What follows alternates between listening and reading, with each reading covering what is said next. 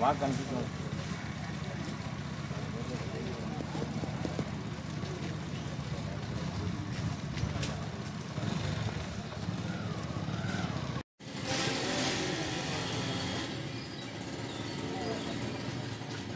Sir, నా పేరు అడ్డాకుల శ్రీనివాసులు, బోధనం గ్రామం, బండియాత్మకూరు మండలం, నంద్యాల జిల్లా.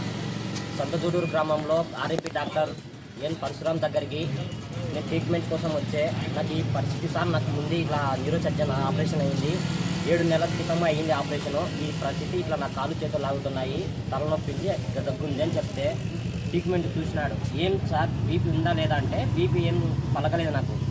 టెంపరేచర్ చూసినాడు, 9.8 ఉంది, నార్మల్ ఉందని నేను చూసినాను. చూసిన తర్వాత బీపీ ఎంత ఉంది సార్ అంటే చెప్పలేదు నాకు.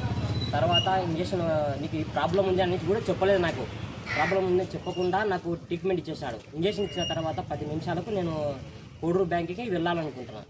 వెళ్ళిన తర్వాత బండియాత్మకూరు కమాల దగ్గర నాకు కళ్ళు తిరిగి కాలు చేతులు లాగడము, చెమటలు, కాలు అంతా తిమ్మిర్లు, చెమటలు అన్నీ ఇబ్బంది కలిగింది. బండిని ఆడి కూడా కంట్రోల్ చేసుకొని బండియాత్మకూరు దగ్గర చర్చి దగ్గర ఒక చెట్టు కింద అరుగు దగ్గర పడిపోయినాను.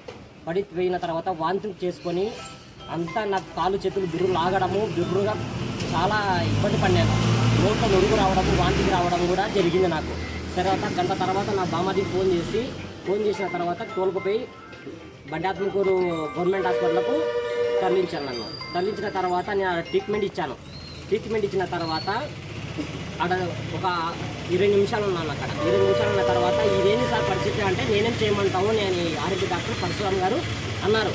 సార్ ఏంది సార్ పరిస్థితి, నా పరిస్థితి ఏం కావాలా, ఒక 10 నిమిషాలు ఉంటే నా ప్రాణము పోయేదే కదా సార్ అంటే ఇంకొక అతను వచ్చేసి ప్రాణం పోయిన తర్వాత నువ్వు అడుగు, ఇప్పుడు వచ్చి ఎందుకు అడుగుతున్నావు అనే మాట మధ్యవర్తి చెప్తున్నారు, ఆయనకు సపోర్ట్ చెప్తున్నారు. ప్రాణం పోయిన తర్వాత వచ్చే ప్రాణం కదా సార్, రాదు కదా. అందుకు నేను ఏంటి సార్ అంటే ట్యాబ్లెట్లు కూడా నాకు బిల్లు వేసాడు, కానీ బిల్లు నాకు వేసినా కానీ నాకు ఇదేమి సార్ 100 రూపాయలు ఇంజక్షన్ ఇది అడిగితే లేదు నాది 30 రూపీస్ అన్నాడు. మిగతా అమౌంట్ ఎట్లా పోయిందని నేను ఈ ట్యాబ్లెట్ నీకు ఇచ్చాను కదా అంటున్నాడు. ఇచ్చానంటే నేను సార్ నాకు ఇవ్వలేదు, ఈ ట్యాబ్లెట్ కూడా వేసుకోలేదు అని చెప్పాను సార్. చెప్పిన తర్వాత నేనేం చేయమంటావు, నేనేం చేయలేమంటా. గతంలో కూడా ఎవరికైనా ఇట్లానే జరిగింది? గతంలో కూడా నేను నారాయణపురం, లింగాపురం, పరంటూరు ఇట్లా లేడీస్కి జరిగింది. ఇంజక్షన్ వలన హెవీ డోస్ వలన జరిగింది సార్. అదే ఏమైంది, ఏం జరిగింది? చనిపోయినారు సార్. ఇక్కడ ఇంజక్షన్ లేడీస్ నారాయణపురము ఇంజక్షన్ వేసుకున్న దిగుతున్నారు, ఎమ్మడి చనిపోయినారు సార్. మళ్ళీ అది ఏం కేసు బయటికి రాలేదు? కేసులు అయితే బయటికి రాలేదు సార్. అది నా పెద్దదేలాపురం కూడా SC candidate sir, Addakula Dastagiri. అతను కూడా ఈ హార్ట్ పేషెంట్ అని వచ్చి జరిగితే ఇది పరిస్థితి సార్ అని చెప్తే నేనేం చేయమంటావు అనేది చేతులు ఎత్తేసినానంట గతంలో. నా పేరు పూల వెంకట సుబ్బన్న మాదిగా, ఎంఆర్పిఎస్ ఎంఎస్పీ జిల్లా ప్రధాన కార్యదర్శి, నంద్యాల జిల్లా బండియాత్మకూరు మండలం సంతజూడూరు గ్రామంలో నిర్వహిస్తున్న ఎన్ పరశురామ్ అనే ఆర్ఎంపీ వైద్యుడు అతని ఆగడాలు, అరాచకాలు చాలా ఉన్నాయి. ఎందుకంటే ఆయన చేసే ఫస్ట్ ఎయిడెడ్ కాదు, ఒక డాక్టరు పీజీలు, ఎంబీబీఎస్లు చేసే అంత హోదా ఆయనలో లేకపోయి అంత హోదా చేయడం జరుగుతుంది. ఏంటంటే ఆయన డాక్టర్గా ఫస్ట్ ఎయిడ్ అంటే ఒక సూది కూడా వేయించడానికి అర్హత కాదు, ట్యాబ్లెట్లు ఒక కట్టు కట్టాల్సింది. కానీ ఈ ఈ సరౌండింగ్లో, సంతజూడు సరౌండింగ్లో చాలామంది ఆయన చేసిన ట్రీట్మెంట్ వల్ల కొంతమంది దాదాపు ఇక్కడ 5-6 మంది చనిపోవడం జరిగిందని తెలియజేస్తున్నారు ప్రజలు, గ్రామ ప్రజలు చాలామంది. కానీ ఇంతవరకు ఆయన స్పందించే తీరు బాగలేదు. ప్రజల మధ్యన ట్రీట్మెంటు సరైన రీతిలో ఇవ్వడం లేదు కాబట్టి.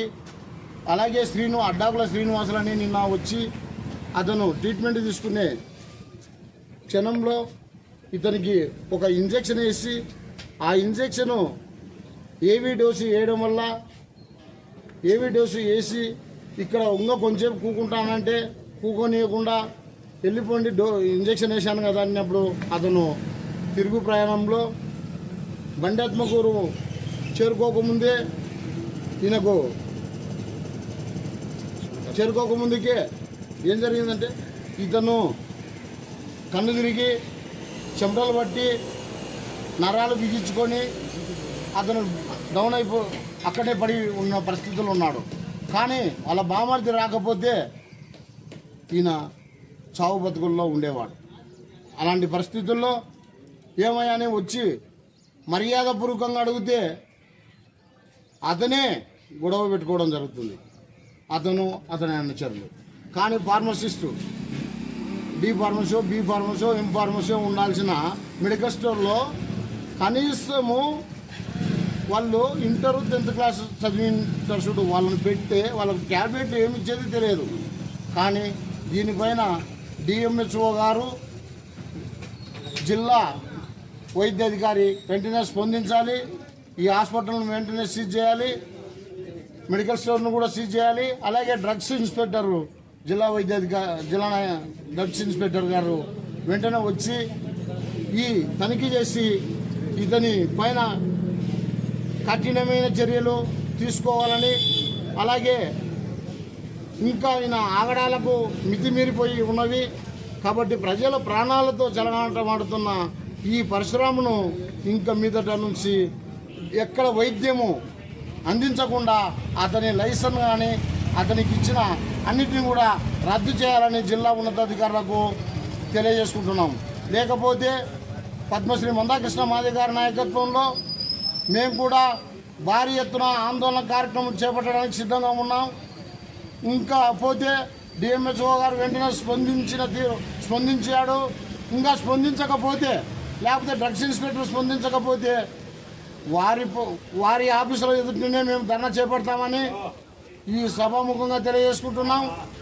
శ్రీనివాసులకు వెంటనే ట్రీట్మెంట్ కొనసాగించి ఆయనకు అన్యాయానికి గురైన బాధితులు చాలామంది ఉన్నారు.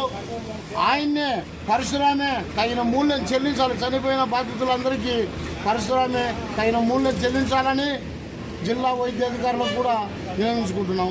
జై మాదిగ, జై పద్మశ్రీ మందకృష్ణ మాదిగ.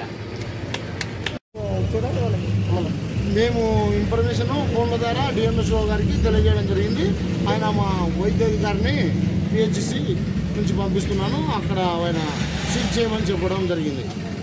డ్రగ్ వాళ్ళకు మాత్రం ఇన్ఫర్మేషన్, డ్రగ్ వాళ్ళకి వెళ్ళదా? డ్రగ్ వాళ్ళకు డాక్టర్ గారు మేము ఇవన్నీ రాసుకొని మొత్తము డ్రగ్స్ వాళ్ళని పిలిపించి సీజ్ చేస్తామని చెప్పడం జరిగింది.